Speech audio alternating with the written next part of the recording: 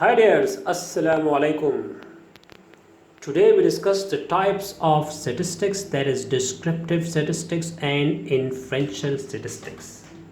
So first of all we define descriptive statistics. अगर देखा जाए तो डिस्क्रिप्टिव के डिक्शनरी मीनिंग क्या होते हैं, वो बयान करने के होते हैं. क्या होते हैं? बयान करने के.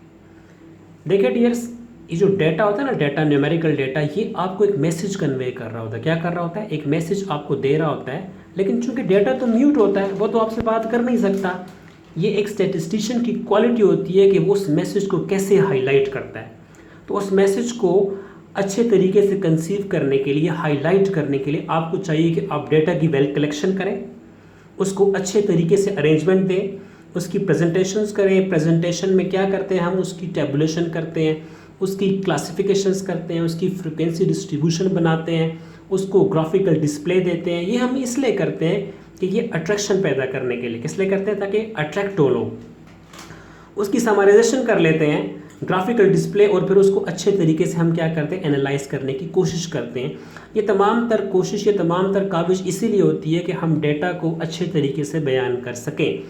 यानी डिस्क्रिप्टिव स्टैटिस्टिक्स में हमारा जो गोल होता है, हमारा जो मेन मोटो होता है, हमारा जो थीम होता है, वो ये होता है कि describe in a better way. यानी उसको हम अच्छी से अच्छे तरीके से डिस्क्राइब करें. वो किसी शायर ने क्या खूब कहा है ना, है जुस्तजू के खूब से है खूब तर कहाँ. बस समझ लीजिए कि बस वही कहानी आपने यहाँ पे सुनानी है. And it is an important point to be note. एक ज़रूरी पॉइंट कि डिस्क्रिप्शन ऑफ डेटा, हम डेटा को डिस्क्राइब तो करना चाहते हैं, हम डिस्क्रिप्टिव स्टैटिस्टिक्स तो कर रहे हैं, लेकिन हमारे पास वो कौन से टूल्स हैं, हमारे पास वो कौन से टेक्निक्स हैं, वो कौन से मेथड्स हैं जिसके ऊपर जो है डिस्क्रिप्टिव स्टैटिस्टिक्स को हम कंडक्ट करते हैं. तो मोस्टली सेंट्रल टेंडेंसी और डिस्पर्शन की बेस पे डेटा की डिस्क्रिप्शन को जो है हम देखते हैं. Is it clear? Let's come to the second point, inferential statistics. So first of all, we take definitions here. So इसकी definitions क्या है वो पहले पढ़ लेते हैं, उसके बाद इंशाल्लाह आपको क्लियर करेंगे. The process of drawing results, conclusions, inferences about the population on the basis of sample evidence is called statistical inferences, और इसको हम statistical decisions भी कहते हैं. यानी हम पॉपुलेशन के मुतल्लिक जब रिजल्ट्स बनाते हैं, जब पॉपुलेशन के मुतल्लिक कंक्लूजन्स ड्रा करते हैं, इन्फ्रेंसेस ड्रा करते हैं on the basis of sample evidence, तो उसको हम स्टैटिस्टिकल इन्फ्रेंसेस कहते हैं. और यहाँ पे एक ज़रूरी बात सुन लीजिए कि जब हम स्टैटिस्टिकल इन्फ्रेंसेस बनाएंगे तो हमारे पास वो कौन से मेथड्स हैं, वो कौन सी टेक्निक्स हैं जिसकी बेस पर हम स्टैटिस्टिकल इन्फ्रेंसेस बनाते हैं. तो मोस्ट कॉमनली हम एस्टिमेशन ऑफ पैरामीटर्स इस्तेमाल करते हैं और टेस्टिंग ऑफ हाइपोथेसिस की जो है वो हेल्प लेते हैं.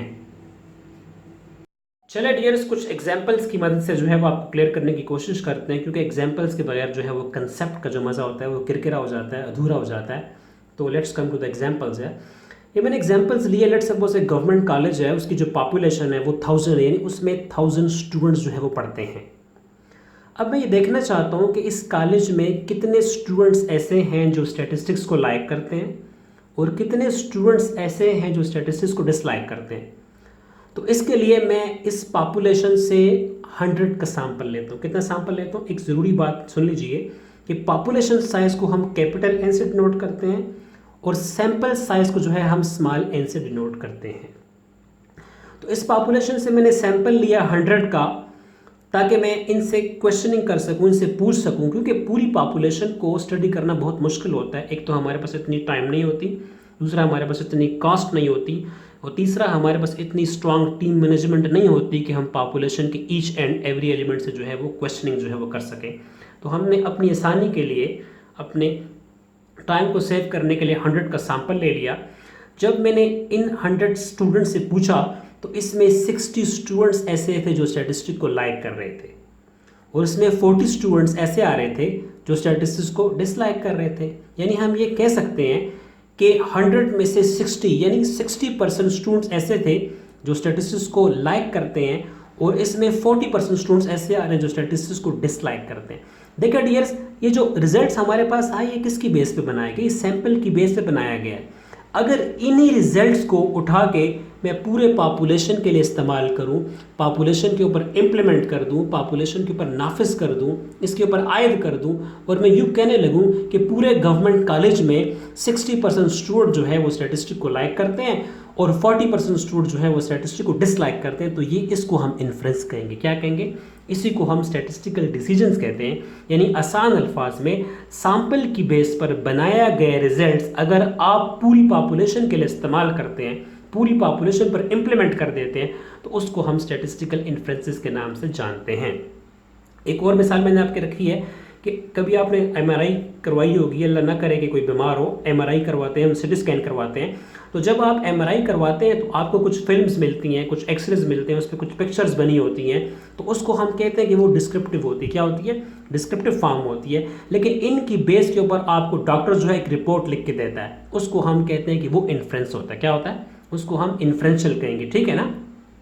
इस तरह ट्रेलर ऑफ अ मूवी आने से पहले उसका ट्रेलर आपको दिया जाता है, यानी उसका सैंपल दिया जाता है, तो अगर वो ट्रेलर अच्छा है तो सैंपल की बेस पे आप डिसाइड कर सकते हैं कि मूवी कैसी होगी। अगर ट्रेलर आपको पसंद आए तो आप ये राय कायम कर लेते हैं, आप ये इन्फ्रेंस बना लेते हैं कि मूवी जो होगी काफ़ी बेहतर होगी। इस तरह एक और मिसाल ले लेते हैं, फ्यू ड्रॉप्स ऑफ ब्लड की मिसाल मैं आपको पहले भी दे चुका हूँ। एक पेशेंट है, उसको कोई डिजीज़ लाक हो जाती है, तो डॉक्टर उसे कहते हैं कि आप एक टेस्ट कर लें, तो लेबॉर्ट्री में उसकी बॉडी से फ्यू ड्रॉप्स ऑफ ब्लड लिया जाता है सिरिंज के ज़रिए, उसको लेबॉर्ट्री में टेस्ट किया जाता है, यानी फ्यू ड्रॉप्स ऑफ ब्लड की बेस पे हम जो है वो पूरे पेशेंट के मतलब फैसला कर लेते हैं कि you are the patient of TB. यानी हमने कैसे किया, उसकी बॉडी से कुछ ड्रॉप्स लिए, उसके ऊपर रिपोर्ट आई कि इसमें जो है वो टीबी का प्रॉब्लम आ रहा है, तो वो फैसला हमने पूरे पेशेंट के ऊपर इम्प्लाई कर दिया, इम्प्लीमेंट कर दिया कि you are the patient of TB. This is called statistical inferences. Sample की बेस पर किया गया फैसला अगर आप पूरी पॉपुलेशन पे इम्पोज करेंगे तो इसका मतलब है कि आप स्टैटिस्टिकल इन्फ्रेंसेस बना रहे हैं।